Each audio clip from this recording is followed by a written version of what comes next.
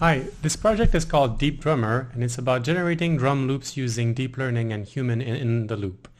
This is work done by the four of us at MILA, the Quebec Institute of Learning Algorithms, and at the top here you can see me and my colleague Maxime, who are the first two co-authors of this paper. Now, the inspiration for this paper comes from another paper that I read 10 years ago about Gaussian processes and active learning. And their insight, their one-liner in a way, was that it is easier to judge the visual output of something than to actually say what the parameters leading to that output should be. For example, they talked about in graphics, when you have a 3D engine that can generate smoke and you have all those parameters like air viscosity and gravity for the smoke, and you don't really know what each parameter does in the final visual output, the resulting smoke. But you can sort of tell what kind of smoke visually you're looking for. So it's much easier for you to appraise something that comes out than to actually say what the hidden parameters are. And this is one of the ideas that we try to keep in mind while doing this project. So if you think about it, one of the popular paradigms for generating music using machine learning is to model music as a sequence of events, whether it's notes or chords or something else. It feels a bit like you're modeling language. It feels like it's an NLP tool being used for music, and then some hacks on top of it. And what happens here is one of those things is you need a generator that's a really powerful model. In the case of deep learning, that means a very deep neural network with a lot of layers, a lot of capacity, and you train it on a lot of data. And this is good and all. Now, there's another setting that involves GANs, so generative adversarial networks, where you have a powerful generator that tries to fool a powerful discriminator. And I'm using powerful here just to refer loosely to the idea that it's a big model with a lot of layers, a lot of neurons, and it takes a lot of computation to run it. And what we were thinking about is whether there could be some case with a weak generator but infinite human patience. So if you took, for example, something that generated random drum noises, like random drum loops, and then you had a human critic that would say whether that's a good thing or that's a bad thing. And by good and bad, I mean whether we like it or not, whether it's something desirable in this current session. So if you had infinite patience, then eventually your weak generator is going to generate something that pleases you. And if you give good feedback, then what is the weak generator supposed to do with it? So now, the idea that we had was if instead of us being the ones telling, like in a very long way, what we like and what we don't like to the system generating stuff, and then filtering out for a third person only the things that we like. This process is a bit tedious. So if you think about it, if you can train a robot that's doing the listening and the criticizing for us based on the examples that we give it, now it can do the filtering, and then we can be on the right side of this equation, and then only the good stuff makes it to us. So this filters out a lot of things, and this is going to be the idea here. This is analogous to the setting with the smoke, right?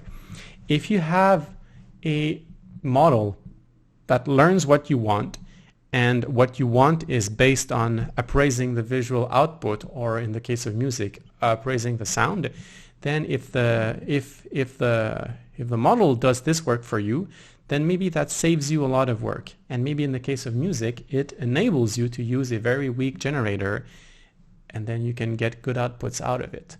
So again, with this setting, what happens is that we are going to be performing that task, but there will be at the same time a neural network that's going to train, that's going to try to predict what we like and what we don't like. This makes it a bit of an active learning situation also, because what happens is that we're going to be trying to pull only the best examples out of the generator and only classify. We will ask the human to classify only the examples that the model thinks that we'll like. So that means that we're saving a lot of time comparing to labeling the whole space at random. And hopefully this is the saving that can enable. So we're going to be focused for this experiment on 16-step patterns for drum loops, and each of 4 instruments can be active or not at a step. And by instrument, I mean just a one-shot sample from a drum set. So kick, snare, and we are using a lot of sounds in that. Like we threw about 300 one-shot samples in a bucket, and we're using one of those at random, and we put some garbage sounds in there and some decent sounding sounds also. The point is not to focus on the generating process, but on everything that happens afterwards. So again, this means that we'll have a system that tells us, I think this drum loop X1 is something you like, and then we say, yes, we like it. Please add it to your training set. Then I think this drum loop X2 is something you like, and then we say, no, it's bad. And then it'll learn that this is bad, and it hopefully won't suggest things like that again. So our hypothesis is that users will like the generated drum loops better at the end than at the beginning. And we need to have some kind of way to test this, because when we tested it experimentally, it certainly felt like counterintuitively this was helping. Like at first I thought that this would not work because everybody's supposed to know that deep learning requires a lot of data to work. But given the small amount of interactions that a human can have with a system by doing a like and dislike action, this means that we're not going to get a lot of samples in our training set, but we want to demonstrate that there's some kind of learning and significant learning that's happening. So that's the hypothesis that we want to test. And we want to think about how to devise such an experiment in order to prove this. And we need something that we can test on many subjects without getting into a nightmare of like using commercial music and then saying like telling participants, oh, how about you like tell us about your 10 favorite CDs, and then we're going to seed our system with that. Like this is not a reproducible setting. So we tried to be minimalistic for the sake of reproducibility and to analyze really what was going on.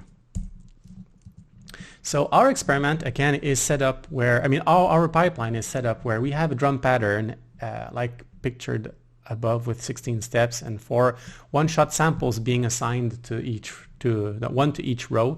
Then we render that as audio. Then we feed that into a neural network with some features at the beginning, with some MFCC features at the beginning. And then at the end, this neural network is going to predict the probability of the user liking the audio. So it could output, I think the user is going to be is probably going to like this with a probability of 78%. And then what happens is every audio snippet like that's audio drum loop that's presented to the user gets a target value. So we do know if the user likes it or not.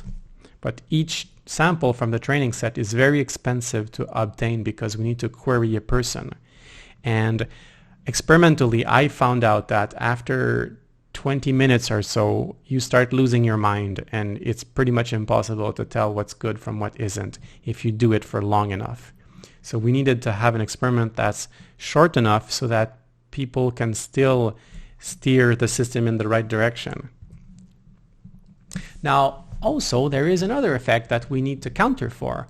So we have this experiment split into phase 1 and phase 2. In phase 1, we are like progressively, incrementally training a model. The model is generating some audio, and then the human gives it a rating, and then our system that we call DeepDrummer, because right now we're doing it with drum loops, is going to retrain the critic model in between each rating that the user gives. And then eventually, at the end, hopefully, the percentage of things that are liked will be higher than the percentage was at the beginning. The problem is, if the user shifts their preference during this process, then that might skew the results completely. Like, if the user, for example, decides at first that they're feeling bad about things, and then at the end they enjoy life more, then they might start clicking on like a bit more. Or if they're tired, they might start clicking on dislike. And in that case, you're not measuring anything. You're just measuring the tiredness of the user. So what happens is we are having a phase 1, that's going to be the active learning phase like I've described, and there's also a phase 2. And in phase 2, we are going to present the user with audio generated from either the very first model or the very last model. And then we ask the user to rate those, and of course we present it in a shuffled order, so the users have no idea which model this comes from. That means that even if they wanted to cheat in our favor, they couldn't really do it. Now, this experiment was run on the web because COVID happened, and we built a little web server to have everyone run on the same web page, and we made a call for participation at our lab, and we got about we got exactly 25 participants for the experiment that we wanted to run, and we had some extra people who did help with the initial setup, us included. We're not part of the 25 participants. And we need to have the experiment be short in order, like I was saying, to avoid people getting fatigued, and it just feels bad to be like answering like and dislike for too long. You start questioning your sanity, and we don't want to do that to our participants. And there is a video of that on YouTube, which I am going to show you a part of. At the beginning, we don't necessarily expect to like the drum loops much. We can click like or dislike and then see what DeepDrummer comes up with.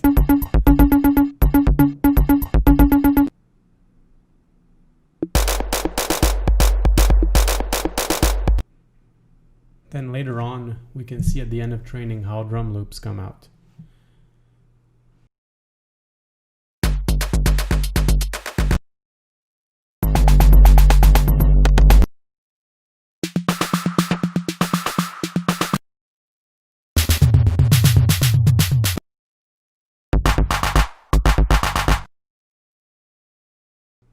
Note that it's possible to indicate whether you like or dislike a drum loop. You don't need to listen to the whole thing 4 times over in order to click one or the other, and then DeepDrummer moves on to the next drum loop. And now for some examples that I've seen when I did the experiment myself.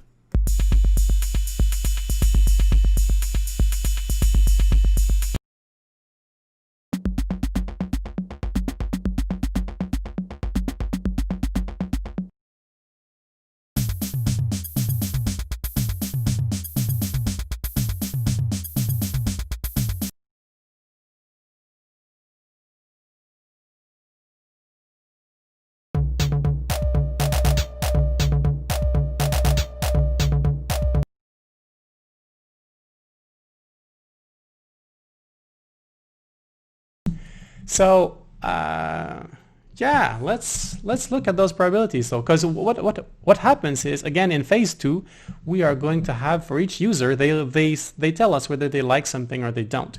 And so, because we have now a certain amount of liked and disliked ratings for the initial model and for the final model, this means that we can compute the distribution of the proportions of drum loops that the users like. So this is a histogram. So in the x-axis here, larger is better, and on the y-axis we've got the counts. So how many users fell in that bucket. So you can see at first, like, again, in this experiment we had one person who liked pretty much 0 at the beginning and 0 at the end, and that's fine. We're not gonna reject that user from the sampling, but you can tell here that there's a lot more people who fall closer to like values like 0.6, and then 6 people even went so far as to rate 80% of the drum loops coming out at the end as something they liked. So it seems visually here that things are better at the end.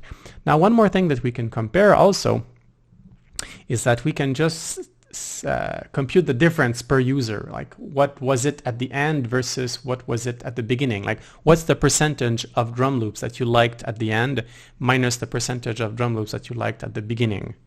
And then this is the histogram of the deltas here. Now there are some values that are slightly under 0, but it's closer to 0 than what this graph suggests. But the important thing here is that most of the mass is in a positive region. Most of the users will like things better at the end than at the beginning. And bear in mind, this is after 80 interactions with the model, which corresponds to basically 80 bits of information. which is very not the kind of data regime that we find in deep learning normally.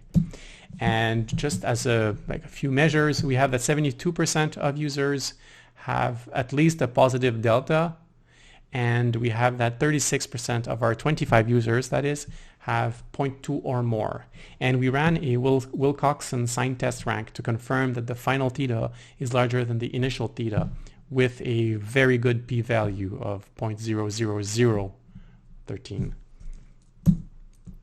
So again, you can find our code on GitHub. You can find our data set also, because we are providing all the drum loops from our 25 participants.